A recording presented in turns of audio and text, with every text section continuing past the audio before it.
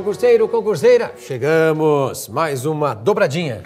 Tudo bem, Laércio, meu amigo? Sempre bem. Dobradinha líquida hoje, nem sólida, nem gasosa. Verdade, sempre bem. Sempre bem. E o tema de hoje? Tema de hoje, água. A falta d'água. E o excesso, né, Laércio? E o excesso. Veja, o tema parece que é simples quando Água. a gente pensa falta d'água. Até tratamos de maneira banal, né? Sem dúvida. Esse líquido tão precioso e tratado de maneira individualmente, alguns cientistas o consideram como o nosso bem mais precioso. Tesouro. E é o super tesouro. Quer ver por quê, Laércio? Vou buscar aqui, olha que beleza. Claro. Vou buscar. Rapaziada, aqui. enquanto o professor Marlos pega lá os seus lápis, os seus... Ah, não, lápis, você foi buscar. Ah, muito bem. Olha o que eu fui buscar aqui. É o bem mais precioso possível, sim. Água, ar, terra, fogo. 4 elementos. Sim. Mas, essencialmente, o que fazemos com a água? Tema para a redação, aliás, nessas comemorações do ano que sucede o ano da água, o momento da água. Alguém vai dizer que é a década da água, mas o que se está fazendo para que a água chegue para nós com essa qualidade? Se estivéssemos em São Paulo nesse momento, a água que você teria aqui não apresentaria essa cor. Aliás, não apresentaria a ausência de cor. Apresentaria, sim, uma cor amarelada, um ambar, um marrom, dependendo da torneira que você abra na sua casa em São Paulo. Bom, já deu para sacar que é um tema extremamente relevante mesmo. Vamos fazer uma análise rápida. Qualquer pessoa encarregada de criar um tema para redação em qualquer concurso nesse país. Sem dúvida. Lê jornal todos os dias, o máximo de jornais possíveis, lê revista. E se você notou, nos últimos 6 meses, não passou, no máximo pulava um dia, mas algum jornal traria a notícia sobre a água. Certíssimo, mas por quê? A água, nessa dicotomia, enchente, deslizamento aqui, São Paulo, Minas Gerais, Santa e Bela Catarina, Rio de Janeiro, Paraná, enfim, quantos estados envoltos com cheia? Rio de Janeiro, região serrana. E agora vemos a ausência. Aí alguns argumentos que sempre podemos usar, pensando em excesso, o homem é corresponsável, por quê? Porque mora em áreas de risco, porque não cuida do lixo, e o lixo é o que nós tratamos, e aliás, aquele agradecimento nosso, né, amigo Laércio? Quanta gente tem escrito para nós. Muito obrigado a vocês que têm escrito, sugerido temas. Esses temas estão, sim, em voga. Próximos momentos especiais trataremos disso. E obrigado a você que tem acessado o nosso material e divulgado o material. Já estamos caminhando muito bem com visualizações, com downloads. Isso faz com que não só o Aprova Concursos mantenha esse trabalho, mas queira que nós certamente aprimoremos ainda mais para que você tenha qualidade e tenha aqui uma reflexão. Não encerramos nada, não é, Laércio? Sim. Nós apenas iniciamos algumas discussões. Hoje, a água. Perfeito. E vamos pensar o seguinte, o tema é o mais variado, pode ser a falta d'água, pode ser a questão da estiagem, a necessidade que a sociedade tem da água. O título aí pode seguir vários caminhos, mas o foco é a água e o aluno precisa mostrar para o seu corretor que ele conhece sobre o tema. Que dá a impressão que todo mundo fala sobre água. Eu gostei muito da tua fala quando você disse assim, parece um tema banal. Sim. E é justamente em temas assim, amigo Laércio, que alguns candidatos não se saem bem. Porque parece tão simples discutir a água, porque é tão comum a água do nosso banho, a água do nosso café, a água do nosso chá, a água que é responsável pelo nosso alimento, é aquela água que acompanha o feijãozinho de cada dia, na boa panela de pressão, é a água do arroz, é a água do macarrão, enfim, parece tão comum, é a água da torneira, é a água que deixamos ao lado, na mesinha de cabeceira, deixamos aquele copo d'água, porque se pintar uma sede de madrugada, você vai, bebe, beberica aquela água e depois volta a hibernar. Verdade. Então, tudo tranquilo nesse sentido, mas de tão simples que é, acabamos nos enrolando e saem textos rasos, porque não entendem que é necessário aprofundar essa temática. Quer ver? Deixa eu até trocar de câmera aqui e fazer um comentário bastante rápido para ver como é banal, com todas as aspas do mundo, o tratamento que a gente dá em relação à água. Olha só este gráfico da água em nosso planeta. Olha que interessante o seguinte dado. Olha só, estou circulando aqui, ó. Gravou? Tira uma fotografia mental dos 97,5. Água salgada. A maior parte. E só temos isso aqui de água doce. Parece muito, mas não é. E esse é o problema, sobretudo quando temos a escassez. Mais um detalhe. Pensa rápido comigo. Quanto custa 1 metro cúbico de água? Dessa que você usa para tomar banho, para lavar o rosto, a calçada. Essas atividades básicas. Quanto custa? No Brasil, o Brasil é um dos países que disponibiliza a água para a população, água tratada, em média, R$ 2,5 a R$ 3 o metro cúbico, ou seja, 1.000 litros. Então, as pessoas não se dão conta que o valor é insignificante, mas o dano ambiental é absurdo. Sem dúvida. Para gastar R$ 3. Porque para essa água chegar às nossas mesas, vamos assim usar esse termo, a água passou por inúmeros processos químicos para chegar a essa condição da jarrinha. Milhares de pessoas trabalhando. Acabei. Então, a temática, para você que está pensando no texto, a temática é a água. Então, esse é o tema gerador da sua redação, tema água. A partir daí, 3 modalidades, Laércio. Sim. Dissertação, Dissertar. dissertação argumentativa e texto de opinião. A dissertação em tese. Vamos relembrar aqui. Vamos o que entrar. eu faço numa dissertação sobre a água? Só dissertação. Como eu trabalho com a dissertação? Eu parto do princípio de que é uma opinião, é uma reflexão sobre a água. Eu não preciso trazer uma argumentação tão consistente como você colocou. Se eu lembrar, isso é oportuno, mas é de bom tom que eu apenas discuta o assunto, aborde o assunto. Eu faço algo preliminar, mostrando que tenho conhecimento e disserto. Quando alguns concursos fazem isso, seja concurso vestibular ou seja concurso público, quer uma opinião. Claro que se ela for embasada com alguns dados, algumas situações, enriquece esse texto de opinião. Mas é algo um pouco menos incidente que a argumentativa, Laércio.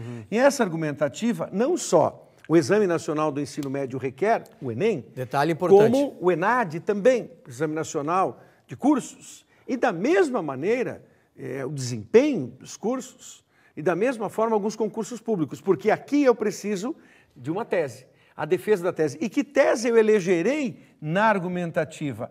É claro que a tese que eu posso eleger é a tese da preservação da água. E aí, esse dado que você acaba de levantar, mesmo que eu não saiba, naquele momento, eu tenho uma vaga lembrança, se eu usar uma expressão partitiva, que é uma expressão de parte, e um advérbio com a sua terminação de modo, mente, então eu direi aproximadamente, em torno de, próximo a 3%. Se eu falar, por exemplo, ele está olhando no gráfico aqui, o Michel vai mostrar. Isso. Se eu escrever aí, olha, aproximadamente 100% ou pouco mais de 95%. Muito bom, aceitável, aceitável. Sim, a pessoa vai entender que você tem o número, né, na cabeça. Exatamente. E isso, Laércio, amigo, que você preparou muito bem, é a prova concreta. Ou seja, o que é a prova concreta? Você tem compartilhado isso conosco. São os dados. Ou seja, são os números, os índices, a estatística. Então, essa é a prova concreta. Vamos falar mais um pouco aqui para abastecer o nosso aluno sobre prova concreta sobre a água? Dá uma olhadinha no gráfico. Imagina se você consegue citar ainda no seu texto argumentativo que dessa água doce ainda ela tem mais uma subdivisão que aproximadamente 69% estão nas geleiras, ou seja, difícil acesso, que 30% está no subsolo. Exemplo, aquífero Guarani. Lembre-se, aquífero Guarani um aquífero internacional. Brasil, Paraguai, Uruguai e Argentina. Lá embaixo. Em alguns pontos até 3 quilômetros de profundidade. Barbaridade. E até pouco tempo, esse era o maior aquífero do mundo. Provavelmente, com as pesquisas que estão se desenvolvendo, Alter do Chão, um aquífero só brasileiro, está no finalzinho do Rio Amazonas, finalzinho ali, quase 1.000 quilômetros de comprimento, na região do Pará, Alter do Chão provavelmente se configure o nosso maior aquífero. Mas, de qualquer maneira, pessoal, Olha esse número. Nós temos uma coisa... Quando você pensa os 3% aqui, você tem que pensar comparando com isso. Ou seja, é praticamente nada.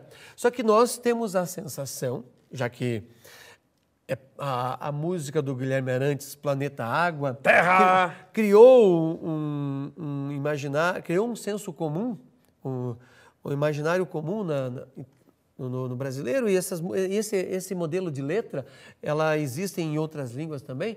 Todos pensam que... E porque nós somos educados assim, se você pegar um livro também didático lá dos anos 70, anos 80, assim já entrega a idade um pouco, estava escrito assim nos livros didáticos. Eu sei porque eu decorei essa frase e para ela se desvencilhar da minha escrita é um sufoco. Água é um bem natural e renovável. Tome nota nisso, só a partir do final dos anos 80, pouquíssimo tempo, que começou-se a aparecer nos livros didáticos, água, um bem natural e não renovável. Ou seja, que bom se pudéssemos usar a palavra finito. Finito. Água finito. é um bem finito. Água é um recurso finito. E se é um recurso finito, temos que cuidar. E não é só a chuva que resolve, porque aquela sensação de que tem escassez d'água, chove. Olha esse ano, né, Laércio? Você que é o estudioso dessa área, que sabe dizer bem melhor que eu possa aqui discutir o assunto, mas que ano seco esse ano de 2014, e tem mais, nós nem entramos na primavera e alguns dizem, em determinadas regiões desse país, a estiagem continua. Vai continuar. Em outras, as chuvas, haverá chuvas, mas as chuvas serão esparsas. Pode aparecer, pode não aparecer. Então, para te dar mais argumentos aí, pensa no seguinte, a água ela deixou de ser renovável porque nós percebemos que não vamos...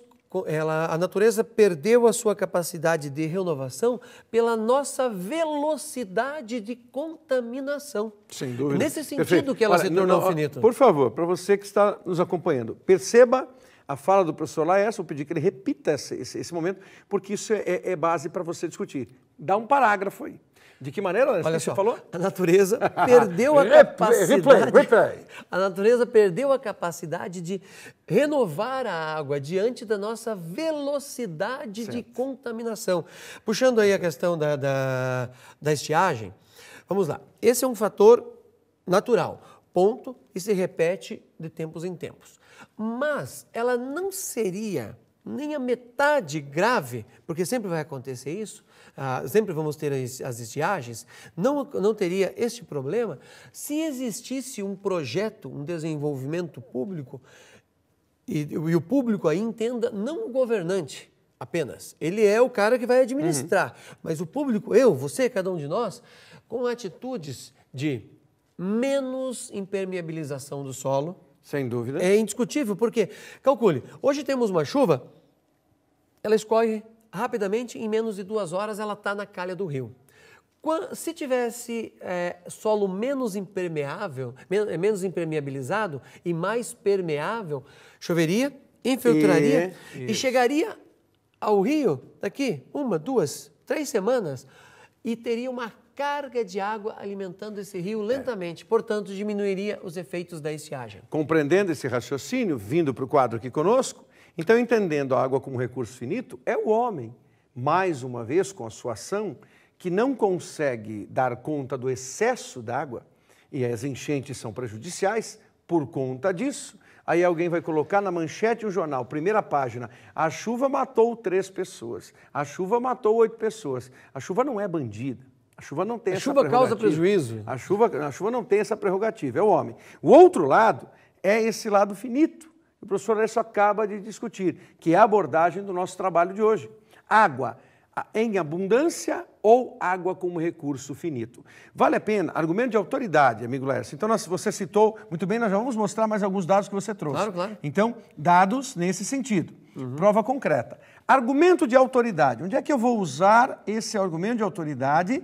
Porque se eu faço uma redação dissertativa, argumentativa, eu elejo uma tese, eu vou sustentar. Se eu escrevo um texto de opinião, a minha opinião está inserida, mas sem que eu use a primeira pessoa. Então está errado o raciocínio de eu fiz.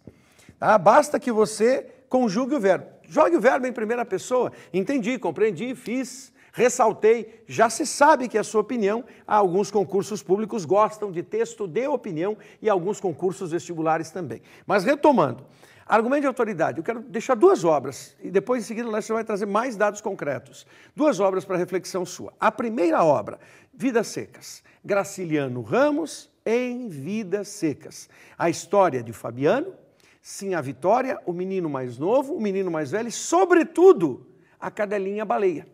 Por que esse nome? Uma provocação, uma ironia do mestre Graciliano Ramos em relação à ausência de água naquele local e ele elege a sua personagem principal, que é a baleia, que é a personagem mais abastada da obra, mais querida da obra, não é? O Fabiano, que é um gutural, não é assim a Vitória, que sonha com uma cama, é o maior sonho da vida dela, nem os meninos, que sequer têm nomes. Eles nasceram por acaso e viveram por acaso, por isso denominados menino mais novo, menino mais velho. É a cadelinha baleia que traz toda a angústia da escassez da água.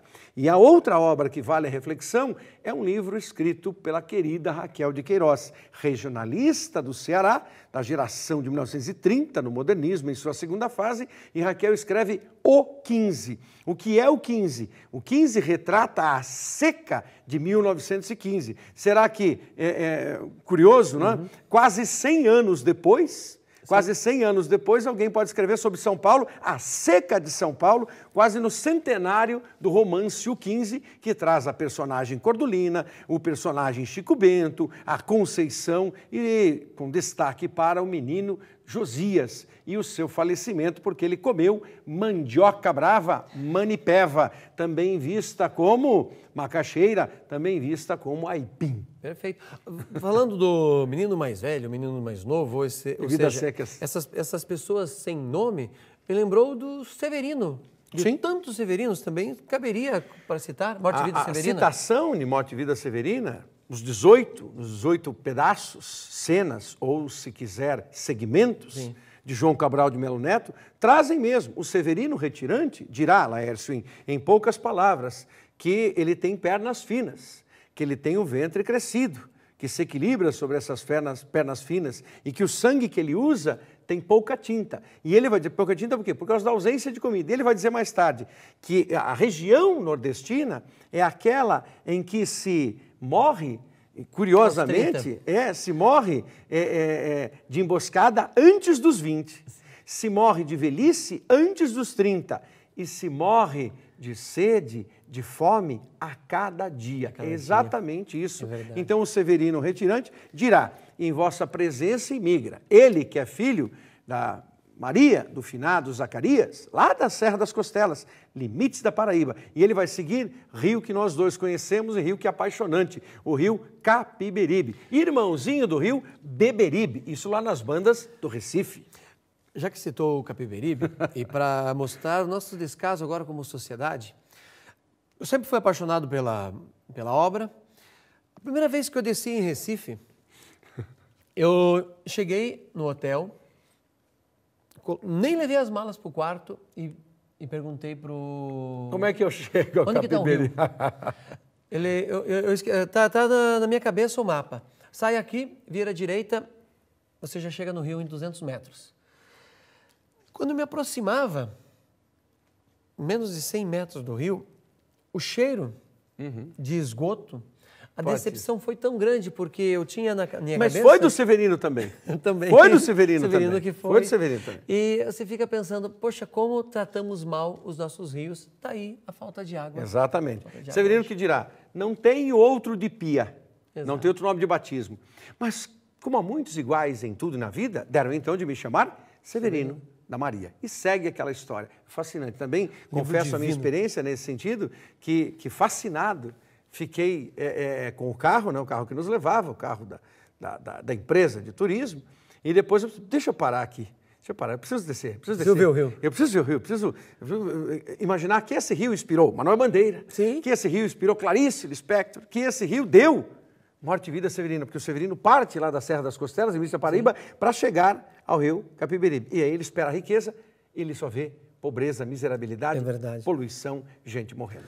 Exatamente. Argumento de autoridade, agora a Lécio fechando o nosso trabalho com argumento de prova concreta. Pessoal, quando você fala isso num texto, imagina se você consegue transitar por esses livros e daí vem ainda para mais esses dados que eu vou mostrar aqui, o cara vai te dar 1000 se for a redação. Com toda certeza. Não vai nem discutir. Veja só, ao próximo quero que você grave aí. Olha como é que está a distribuição da água no planeta. Só veja nesse caso, onde tem mais, onde tem menos. Não precisa decorar tudo, né? Mas dá uma olhadinha, quem é que mais tem água no planeta, em percentagem. A nossa querida América do Sul, onde o Brasil ocupa a maior parte do território.